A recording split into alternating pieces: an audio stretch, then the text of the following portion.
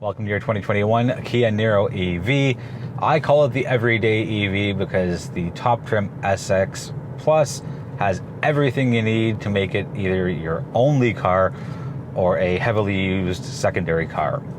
We'll go and look at the driving dynamics and some stats and some figures. We'll do the outside, we'll do the inside, and that should wrap us up. So Kia Canada's website says up to 385 kilometers of range. When I picked up the vehicle last week, the range was at 466 kilometers. Lots of factors that can influence that. Weight, HVAC, how hard you drive if you're using one pedal driving, what your regen settings are, and how you use them, if you're slamming on the brakes and just flooring it. So with EVs, like regular combustion engines, if you're very aggressive with them, then your range is going to go down the same way your fuel consumption will go up in a combustion engine. So it's a 64 kilowatt per hour battery, and right in line with most of the other competitors out there, the Nissan Leaf, the Bolt, the Hyundai Kona electric. And as far as the actual drive itself goes, it's for what it is, it's really good. You're not going to get excellent driving dynamics as you would in the Taycan from Porsche. Same thing with Tesla as the other reference. But if you go into this with the approach of, I want an EV, I want ample space, I want bells, whistles, features, all the safety, I want wireless charging, big digital screen, all the traditional comforts of a combustion engine, but in EV form, the Niro checks off a lot of the boxes here. Power-wise, 201 horsepower, 291 pound-feet of torque. So again, with the EVs, you have that really torque-heavy presence. So wouldn't say flooring it, but if you need to accelerate in a hurry, an EV is definitely the way to go. And I don't see anyone buying a Niro for the raw power for it. Yes, it's got plenty of it, but to me, the Niro is a great vehicle if you want an EV, if you want a lot of functionality, you want something that is relatively small on the footprint side. Now, it's not a hatchback, even though it's got a hatch. It's more like a compact utility vehicle, a small crossover, depending on which terminology you're most comfortable with. I call it a CUV, the compact utility vehicle. Lots of space in the trunk, decent space up front for the driver, passenger, rear passengers. Like any other car in this segment, it's going to be good but not great, especially for that middle passenger. Cornering handling, not too bad. It's still a smaller vehicle, a little taller, but you still have those decent driving dynamics of it. Let's talk about charging times. So Kia Canada's site says you can get up to 80% charge in 54 minutes on a level 3 fast charger, which is pretty good. If you're doing a road trip, you stop for lunch, go for a walk, whatever it is, and by the time you're done, you should have, again, the 80% all back up in the battery. If you are at home and you just go level 1, it's 59 hours. Yes, it's a long time, but if you have an EV, I think 9.9 people out of 10 will have a level 2 charger installed on their house, or they have an office that they go to that has a charger, or there is some kind of a charger relatively close by to their place. If you do have a level 2 charger, the charging time is 9 hours and 35 minutes, which is realistic. So let's say your work day or your driving is done at 10 o'clock at night, and you're not leaving the house. You plug it in, and by the time you get up the next morning, depending on what you do for work or whatever it is, as you sleep, let the battery charge, and you should have a fair amount of it or the battery should be fairly recharged by the time you wake up. And if you are at a level 3 charger, a full charge takes only 1 hour and 15 minutes. Quick look at the outside. So pretty conservative shape, no fancy flares or bends in the sheet metal. It's not boring, but it's pleasantly plain, and I am happy to stand by that, because this doesn't need to be flashy. It doesn't need to have excessive design lines. And this is function. Charging port right up front of the grill, just one push, opens up, put your charger in, off you go. That's it, that's all. Side profile, yeah, pretty plain, nothing wrong with that.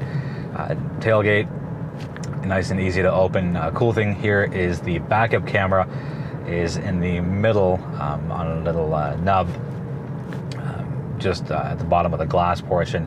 So it's nice, it's not blatantly out there like some cars and some manufacturers just do a terrible job at just slapping the camera on the back because A, it's mandated by the Canadian government, and I just don't think there's much thought in the design. But full marks to Kia for taking a regular car and adding a little bit of creative design in there. Yeah, no real complaints or issues with the front look, rear look, side profile of the Niro EV. Take a look inside the Niro EV, and this is where I came away the most impressed, because it's still a blend of modern technology and old school hard touch buttons. So you have a nice screen, and in typical Kia form, it's easy to navigate, not a lot of digging, not a lot of deep diving into menus to get all the things you want. Below that, hard touch buttons, your HVAC is all hard touch. There's no digital screen at all, and I like that. It's a good blend of the old world and the new world. Just below your HVAC, you have your wireless charging, you got a couple of power sources, you have your 12 volt as well, and best of all for me is there's a lot of storage here. So between the gear shift and the wireless tray, there's a nice little deep pit.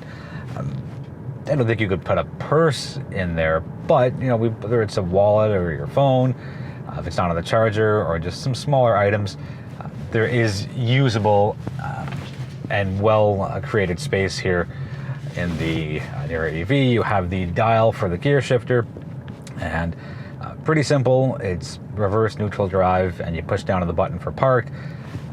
Top trim SX Plus, which is what I have here. You have heated seats. You have heated seats. You have cooled seats. You've got a heated steering wheel. So again, all the functions that you'd want in a daily driver, which helps push this towards being a primary car. At least for me, it would be. And then I would absolutely, have this on my short list for EVs, or I would do maybe a year-long test with the top trim Niro EV, because, between the wireless charging, Apple CarPlay, heated seats, cooled seats, heated steering wheel, sunroof, high-res, easy-to-use infotainment system, very clear and easy to understand dashboard. There's really not much more I'd put in here. Full suite of safety systems. I'll put a quick list on the screen, but everything that Kia offers as far as safety in the Niro is included in the top trim SX Plus. The thing I don't like is there's way too much piano black to the right of the infotainment system. I don't know, fingerprints, and I would rather just something matte or anything but piano black. It's just this long panel, and I don't like it. I've never really liked piano black. Seats, pretty comfortable. I don't have any complaints. I had a pretty easy time for finding my ideal seating position. No driver fatigue. I've done 265 kilometers worth, which included a long road trip about an hour east of Toronto in the morning. So for rush hour traffic, wasn't too bad at all. On the way home in the afternoon, it was a little quicker, less congestion. So slow traffic, no traffic for that matter. And do one pedal driving in the Niro EV.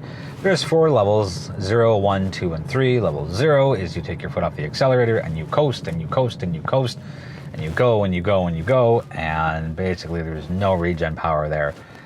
Levels 1, 2, and 3, depending on what you select. Level 1 being the least amount of regen, level 3 being the most.